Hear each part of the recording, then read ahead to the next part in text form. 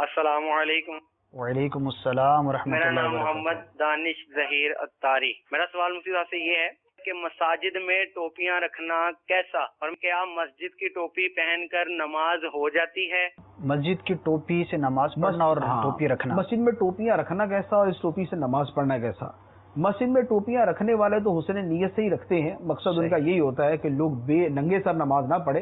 بلکہ ٹوپی پہن کر نماز پڑھے، کہ سر ڈھانپنا جو ہے اسلامی آداب میں سے جو ہے وہ سر ڈھانپنا ہے۔ سرکار دو عالم صلی اللہ تعالی علیہ وآلہ وسلم سے یوں ننگے سر جو ہے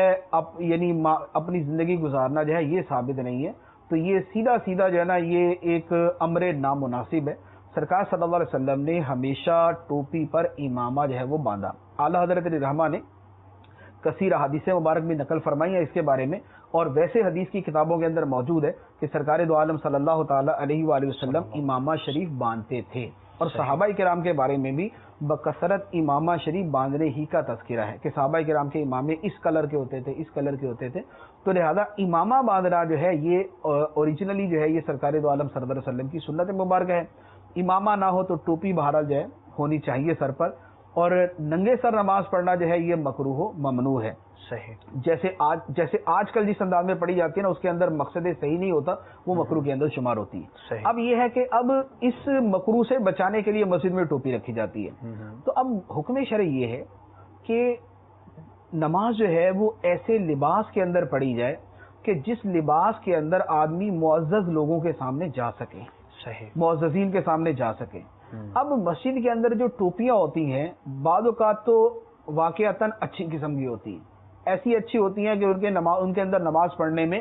آدمی جو ہے وہ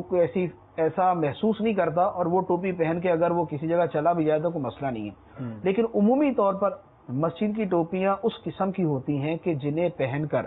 آدمی کسی معزز آدمی کے سامنے نہیں جا سکتا، لہذا جب ایسی ٹوپیوں کی صورت یا ٹوپیاں بعض اوقات میلی بہت زیادہ ہوتی ہیں کیونکہ 50 لوگ اس کو استعمال، 50 نہیں بلکہ 5000 لوگ اس کو استعمال کر چکے ہوتے ہیں، سائز کا بھی ہے، تیل بھی ہے، سائز تو چلو چیک کر لیتے ہیں لیکن جسے پہنی ہوتی ہے اب اس کے سر کی میل یہ وہ سب اس میں موجود ہوتا ہے۔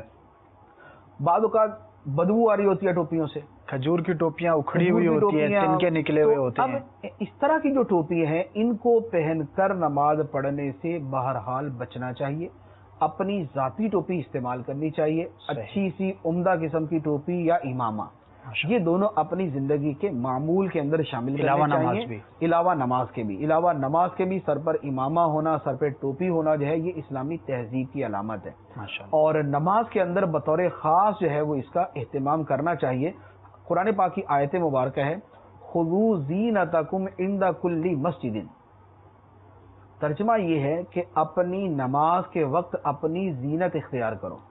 یہ قرآن پاک کی آیت مبارکہ ہے۔ اس آیت مبارکہ کا جو مفہوم ہے اس میں بہت ساری چیزیں جو ہے وہ شامل کی گئی ہیں، ستر عورت بھی اس میں شامل کیا گیا ہے، عمدہ لباس پہننا نماز کے لیے یہ بھی شامل کیا گیا ہے، اور اسی کے مفہوم میں یہ بھی شامل کیا گیا ہے کہ نماز کے وقت جو ہے وہ ٹوپی یا امامے کا اہتمام کیا جائے کہ یہ نماز کی زینت ہے، کیونکہ آپ اگر خود دیکھیں آپ مسجد کے اندر جائیں اور ایک آدمی جو ہے وہ بال بکھیرے ننگے سر نماز پڑھ رہا ہو تو دکھنے کے اندر ہی معیوب لگتا ہے کہ یار یہ نماز پڑھ رہا ہے، اللہ کی بارگاہ میں کھڑا اور اس کا انداز ہی ہے۔ اور جو آدمی امامہ شریف پہن کر صاف ستھرا ہو کر صفائی کا لحاظ کرتے ہوئے خوشبو کا استعمال کر کے نماز پڑھتا ہے اس کی طرف ہمارا دل بھی راغب ہوتا ہے کہ ماشاءاللہ یہ نماز کا کتنا اہتمام کرتا ہے، کیونکہ نماز پڑھنا جو ہے